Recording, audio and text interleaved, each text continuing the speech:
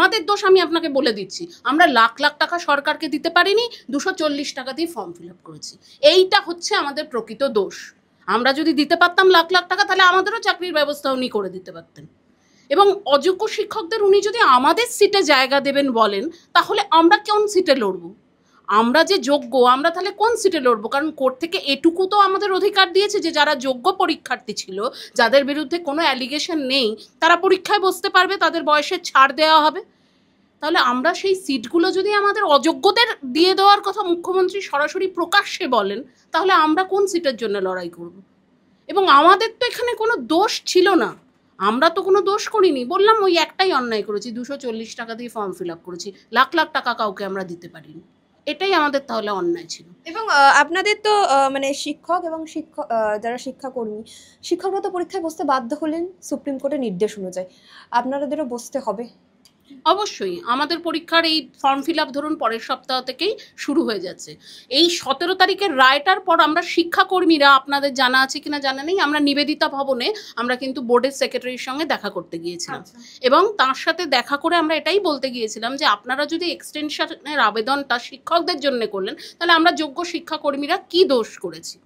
এবং সেখানে আমরা এটা পরবর্তীকালে আমরা সেখানে অনশনও শুরু করেছিলাম 8 জন, আমি তার মধ্যে একজন ছিলাম। এবং বাইরে নিবেদিতা ভবনের সামনে কিন্তু আমাদের শিক্ষাকর্মীরা অবস্থানে বসেছিল।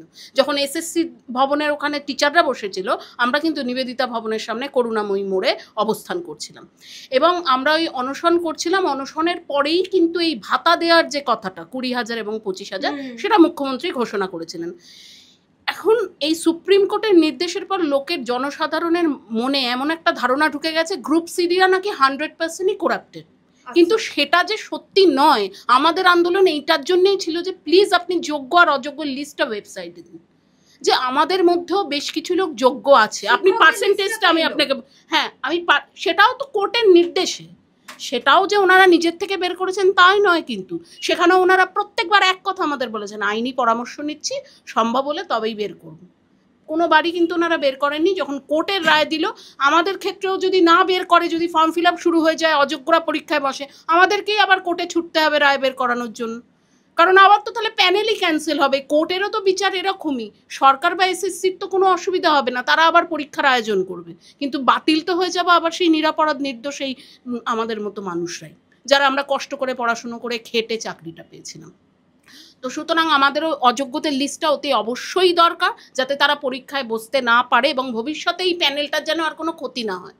এখন আমি তখন বললাম আপনাকে 40 বছর বয়সে আমি ফর্ম ফিল আপ করেছিলাম, এখন আমার 49 বছর বয়স, তো আমাকে আবার বাধ্য করা হচ্ছে পরীক্ষায় বসতে। এবং এই বাধ্যটা কোর্টের থেকেও বেশি দোষ সরকার এবং এসএসসি এবং মধ্যশিক্ষা পর্ষদের, যারা 3টে সংস্থা মিলে একটা আলোচনা করে কোর্টকে একটা এমন কোনো মানে লিস্ট বা কিছু দিতে পারলো না যাতে যোগ্য এবং অযোগ্যটা আলাদা করে আমাদের চাকরিটা বজায়। আপনাদের তো একবার লিস্ট দেওয়ার কথা ছিল। হ্যাঁ, 21শে এপ্রিল, যেটা তখন আমাদের আন্দোলন চলছিল, তখন চেয়ারম্যান এবং শিক্ষামন্ত্রী ব্রাত্য বসুর সঙ্গে আমাদের কিছু প্রতিনিধি তৃণমূল ভবনে গিয়ে দেখা করেছিলেন। সেখানেও তিনি বলেছিলেন যে 21শে এপ্রিল টিচিং এবং নন টিচিং উভয়েরই অযোগ্যদের লিস্ট আমরা প্রকাশ করে দেবো ওয়েবসাইটে। কিন্তু 21শে এপ্রিল আসার পর আমরা কি দেখলাম, তারা 360 ডিগ্রি ঘুরে গেলেন এবং আমাদের কোনো লিস্টই প্রকাশ করা হলো না।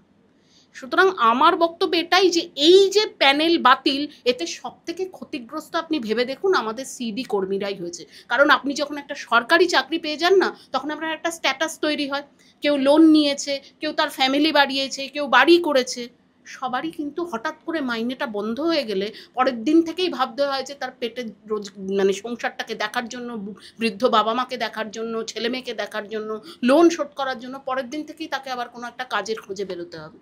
মানে আপনাদের কি মনে হচ্ছে যে যারা ঘুষ দিয়েছিল, যারা টাকা দিয়েছিল, তাদের প্রতি মুখ্যমন্ত্রী ভীষণ মানবিক হচ্ছেন এবং আপনাদের প্রতি ভীষণ অমানবিক হচ্ছে? মানবিক কেন, মানে একটা কথায় আছে না, নেমো খারামি করি না, মানে আমাদের মুখ্যমন্ত্রী কিন্তু সত্যিই তাই। উনি টাকা যাদের থেকে পেয়েছেন তাদের প্রতি উনি কিন্তু নেমো খারামি করছেন না। উনি কিন্তু যাদের থেকে টাকা পেয়েছেন তাদের প্রতি ওনার মানবিকতা, ওনার ভালোবাসা, ওনার দয়া, ওনার সব কিছু তাদের প্রতিই ঝরে পড়ছে। তাহলে টাকা নিয়ে উনি কিন্তু বিশ্বাসঘাতকতা করেন। আমাকে উনি কেন দেখবেন? আমি কি দিয়েছি? আমি তো বললাম যে 240 মাত্র ওইটুকু টাকা দিয়েছি। সুতরাং আমার প্রতি ওনার দয়া মানবিকতা কিছুই থাকবে না, এটাই স্বাভাবিক।